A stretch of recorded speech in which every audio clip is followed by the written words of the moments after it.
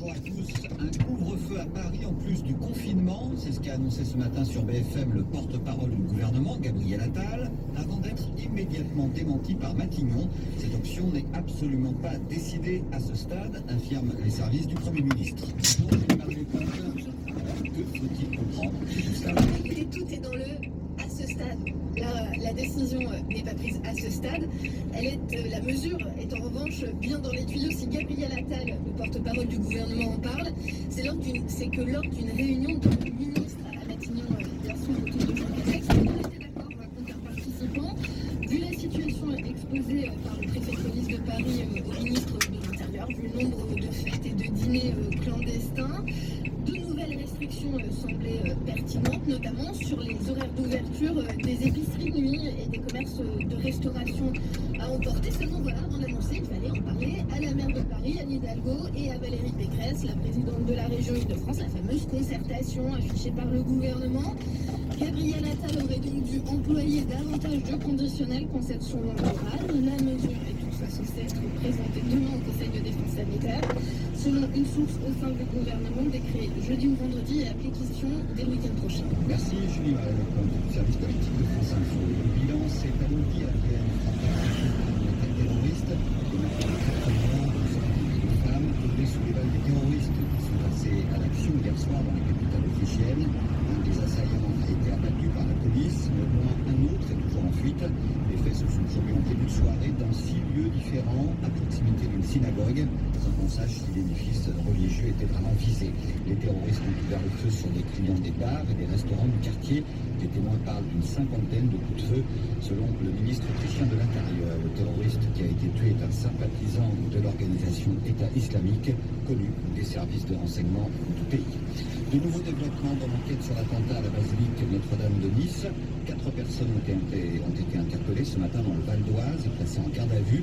L'une d'entre elles est un Tunisien de 29 ans, soupçonné d'avoir été en contact avec le terroriste venu lui aussi de Tunisie. 3 autres personnes interpellées sont trouvées au domicile de cette femme. Les Américains commencent à voter. Les bureaux de vote de la côte Est ouvrent à la mi-journée française. Biden, le résultat de l'élection présidentielle sera connu demain matin, un peu plus tard dans la journée. C'est serré. Jusqu'au tout dernier moment, les 2 candidats ont fait campagne. Joe Biden, confiant, a évoqué la magnifique victoire à venir, selon lui. Une victoire dont est persuadé aussi le président sortant, qui agite la menace d'un recours de ses avocats en cas de résultat défavorable. Défaite interdite ce soir pour l'Olympique de Marseille. Si le club veut poursuivre l'aventure de Ligue des Champions, pour son 3e match de poule, l'OM se déplace à Porto. Les Marseillais ont perdu leurs 2 premières rencontres face à l'Olympiakos Piraeus et à Manchester City. En cas de nouvelle défaite, ils perdraient quasiment toute chance d'accéder au 8e de finale. Demain, toujours en Ligue des Champions, le PSG devra se passer de Kylian Mbappé blessé pour son match face à Leipzig. C'était Laurent Doulsan, 11h03 sur France Info. Jean-Philippe Dubois, Clément, vous êtes vice-président de l'association des maires d'Île-de-France, l'ABDI de Metz dans l'Essonne. Annonce donc de Gabriel Attal sur un couvre-feu nocturne à Paris, peut-être en Île-de-France ce matin. Quelques minutes plus tard, contre-annonce de Matignon, rien n'est décidé à ce stade. C'est un cafouillage, ça, pour vous? Il y a une pagaille effroyable au niveau de l'État. Enfin, on subit ça depuis 6 mois, mais c'est absolument fou. On a en même temps ce matin M. Attal qui parle, porte-parole du gouvernement, pour nous dire qu'on remet en place un couvre-feu. M. Véran à la couleur qui dit que le confinement est respecté. Matignon qui dément M. Attal. Personne ne sait où on va. On est sur des logiques d'ordre contre ordre, de signaux divergents. C'est quelque chose de fou. J'ai certains collègues qui étaient ce matin en réunion de crise avec la préfecture de l'Essonne, les services de l'État qui apprennent au même titre que la préfecture de l'Essonne par les pushs téléphoniques des chaînes d'information qu'il y aurait un couvre-feu de mise en ligne. Enfin, on a dans ce pays il y a un problème de méthode. On a un État aujourd'hui qui, je pense, est une difficulté, qui n'a plus de cohérence, manque de colonne vertébrale et surtout un problème de méthode qui décide tout seul, qui réagit, surréagit et le tout sans concertation. Ça vous fait justement... Mais on ne peut pas faire comme ça. Ça vous fait... C'est surtout qu'elle est inefficace. Quand vous décidez des choses tout seul, à 2, 3 ou 4 dans un cabinet ministériel ou en surréaction par rapport à un phénomène médiatique, eh bien souvent, vous vous plantez.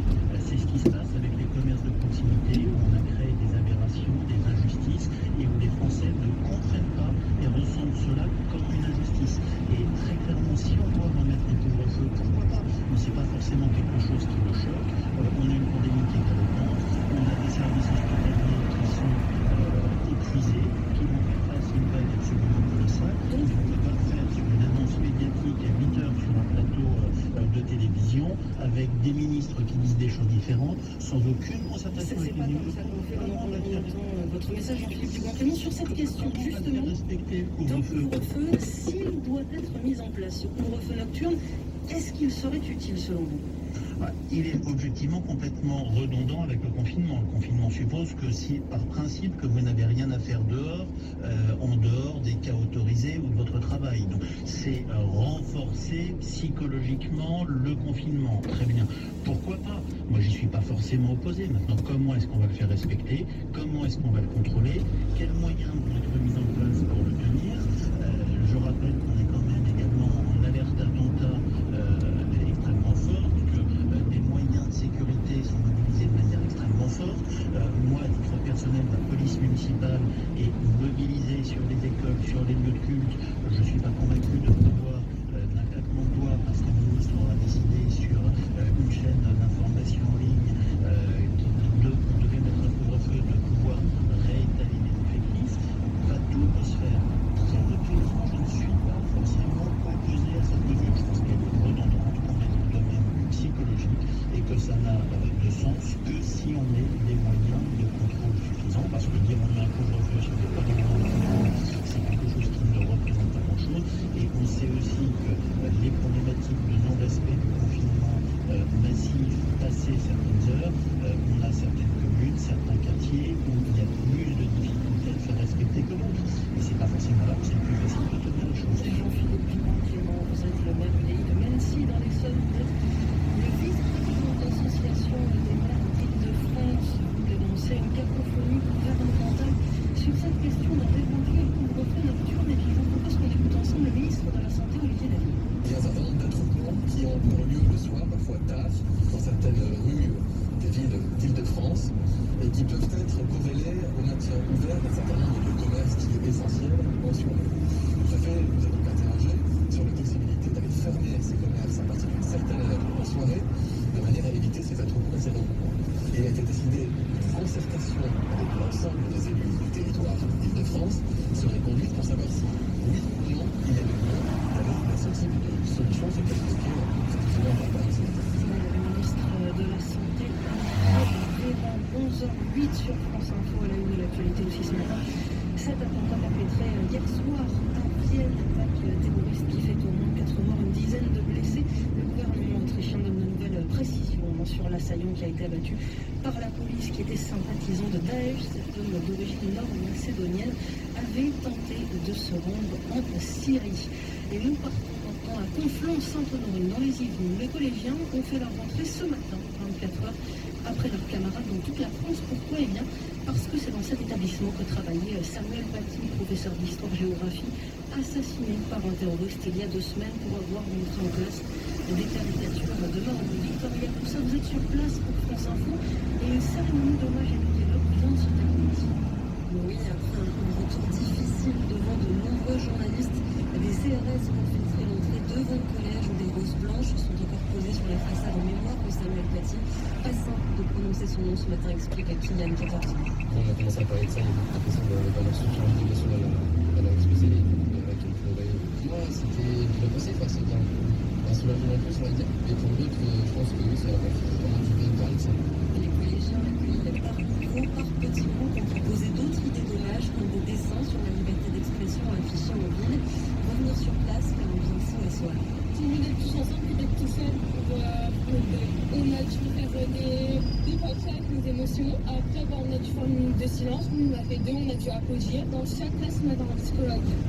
Et ils en réponse au collège et tout, on a bien parlé. Le fils de Marie, en 6e, va en avoir besoin. Il y a 2 semaines, il était avec l'enseignant quelques minutes seulement avant l'attentat. Depuis vendredi 16e février, qui sont ici, il a l'impression que tout le monde le regarde, l'impression d'être surveillé, la peur de dehors avec la lumière allumée, qui ne dorment pas avec la lumière allumée. Son appétit est différent. D'habitude, c'était un petit homme, il mangeait énormément. Puis là, maintenant, il ne mange plus autant. Il a toujours les larmes aux yeux. Après cette matinée de recueillement, les cours reprendront demain. Sur les 750 jeunes, 2 ne reviendront plus. 2 adolescents mis en examen soupçonnés d'avoir désigné au terroriste un professeur d'histoire contre de l'argent. Victoria Poussa avec Yves Lehors pour la liaison technique sur France Info. Il est 11h10, le fil info, Laurent Doxon. Famatroc de communication à propos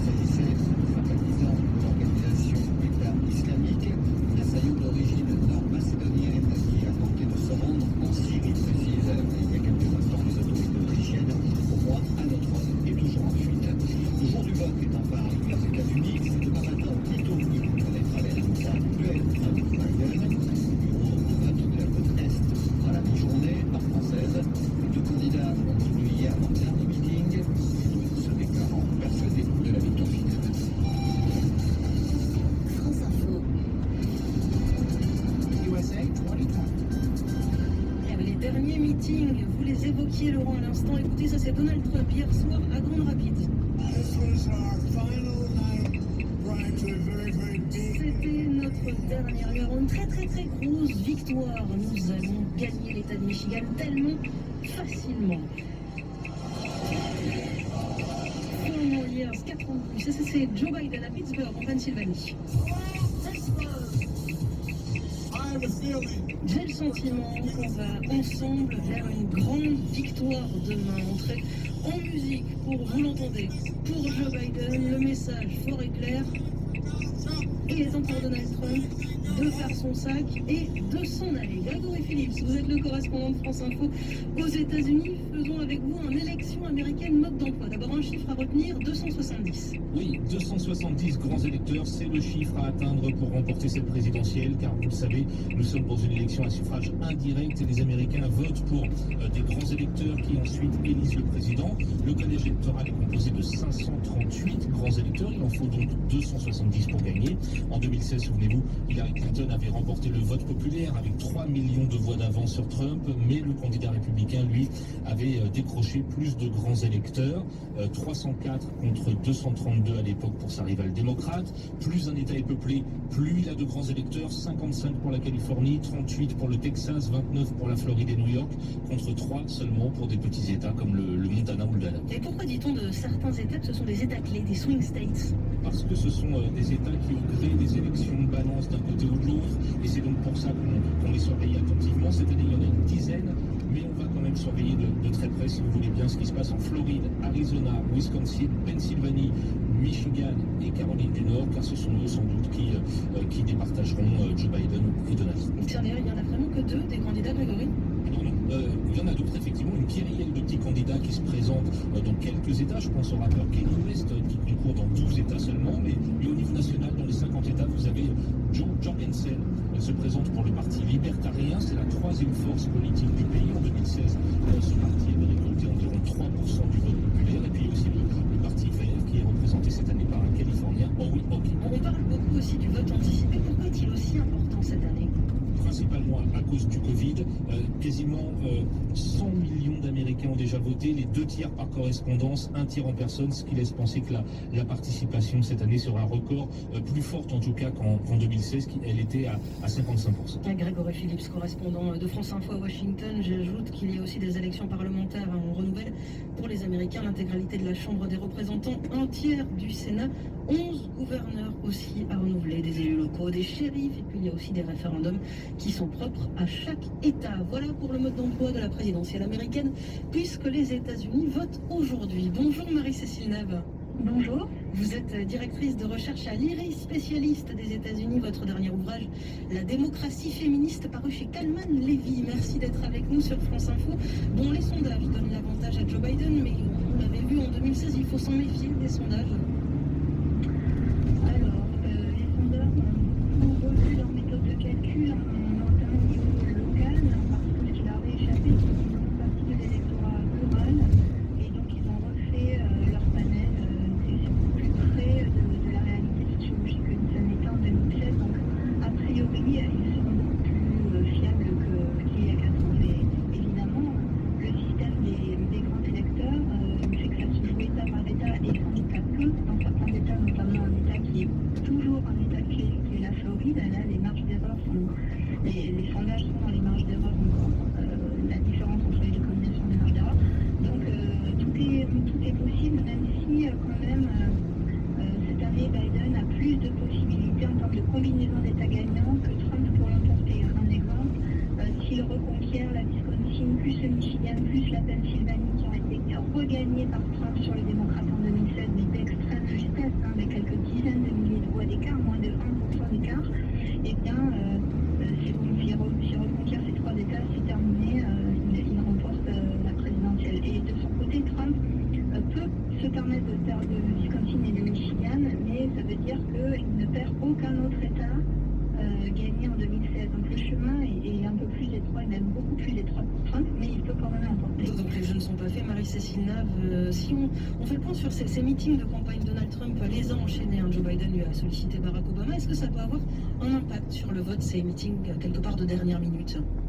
Alors oui, on voit que les deux candidats aidés par leurs policiers et un de plus, un allié supplémentaire, vous l'avez dit, du côté de Biden, ils sont trois avec Obama, ils vont ratisser le terrain jusqu'au dernier jour dans les États clés qu'a cité Grégory Phillips, c'est-à-dire Wisconsin, Michigan, Pennsylvanie, où Hillary Clinton, pensant la victoire acquise, n'était pas allée faire campagne en 2016, mais aussi Caroline du Nord, Floride, Géorgie, Arizona, et peut-être aussi le Texas qui pourrait devenir, ça serait la grosse surprise, mais enfin c'est possible, un swing state cette année, c'est-à-dire basculer en faveur de Joe Biden. C'est loin d'être acquis, mais c'est une possibilité, auquel cas c'est terminé encore une fois. Et donc oui, les meetings vont au dernier moment, non pas pour aller chercher les indécis, parce qu'il y a très très peu d'indécis, mais pour aller chercher les abstentionnistes de 2016, aller chercher...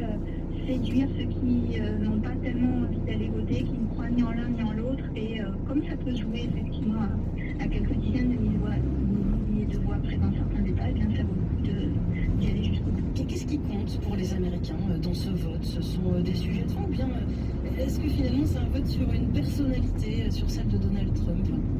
Ça va être beaucoup sur la personnalité. Le vote Biden va être essentiellement un vote anti-Trump. C'est moins un vote de conviction que le vote pour Trump. Le vote pour Trump, c'est vraiment un vote de conviction sur le projet de société, mais aussi sur la personnalité.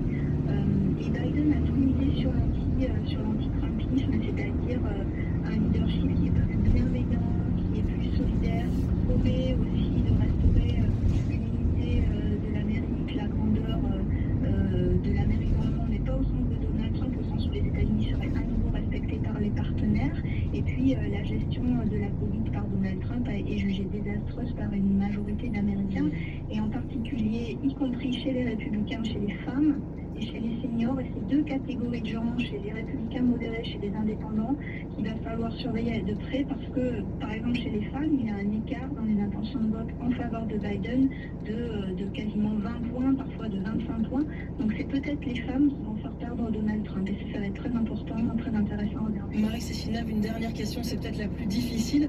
En 2016, on avait eu le résultat vers 8h du matin, heure française. Cette fois, à votre avis, à quel scénario peut-on s'attendre? C'est extrêmement difficile de vous répondre. Si la Floride et le Texas basculent en faveur de Joe Biden, eh bien, ce sera terminé très vite. Mais comme il y a des États, comme la Pennsylvanie par exemple, qui a dépouillé encore pendant plusieurs jours après le vote, et qui à partir de demain, et qui donc peut être l'État décisif, eh bien peut-être qu'on ne saura pas demain et qu'on ne saura que dans la semaine. Merci. Merci beaucoup Marie-Cécile Nave, directrice de recherche à l'IRIS, spécialiste des États-Unis. Votre dernier ouvrage, je vous rappelle, La démocratie féministe, paru ce mois-ci, que le mois dernier, c'était en octobre chez Calman Lévy. Vous êtes sur France Info, 11h20, le Ville Info, Laurent Doulson. Le bilan s'est alourdi à Vienne, frappé par une attaque terroriste qui est maintenant de 4 morts. L'un des assaillants a été abattu par la police, mais au moins un autre est toujours en fuite. Les faits se sont produits en début de soirée dans 6 lieux différents à proximité d'une synagogue. Les terroristes ont ouvert le feu sur des clients, des bars et des restaurants du quartier. Selon le ministre autrichien de l'Intérieur, le terroriste qui a été tué est un sympathisant de l'organisation État islamique, d'origine nord-macédonienne. Il avait tenté de se rendre en Syrie. Les Américains commencent à voter. Les bureaux de vote de la côte Est ouvrent à la mi-journée. Trump ou Biden, le résultat de l'élection présidentielle sera connu demain matin. Plus tard dans la journée, si les résultats sont serrés. Un couvre-feu à Paris en plus du confinement, c'est ce qu'a annoncé ce matin sur BFM le porte-parole du gouvernement, Gabriel Attal, avant d'être immédiatement démenti par Matignon. Cette option n'est absolument pas décidée à ce stade, affirment les services du Premier ministre. Une décision sera prise selon eux dans les prochains jours. Les sauveteurs partent d'un véritable miracle. Une fillette de 4 ans a été retrouvée vivante sous les décombres 4 jours après le tremblement de terre qui a dévasté la ville d'Izmir en Turquie. Séisme qui a fait plus de 100 morts selon le dernier. France Info. Les tests antigéniques arrivent en pharmacie. Ces tests Covid de résultats rapides seront disponibles dans plus de 50% des officines d'ici la fin de la semaine, selon l'Union des syndicats de pharmaciens d'officine. C'est l'un des deux principaux syndicats des pharmaciens qui a mené son enquête auprès de ses adhérents. En revanche, Anne-Laure Danier, ce sera difficile de trouver un médecin généraliste qui réalise ce type de test. Une grande majorité des pharmaciens, 80%, commerçants à commander des tests antigéniques. La moitié d'entre eux les ont déjà reçus et ils sont près de 10% à avoir commencé à faire ces tests rapides dans leur pharmacie.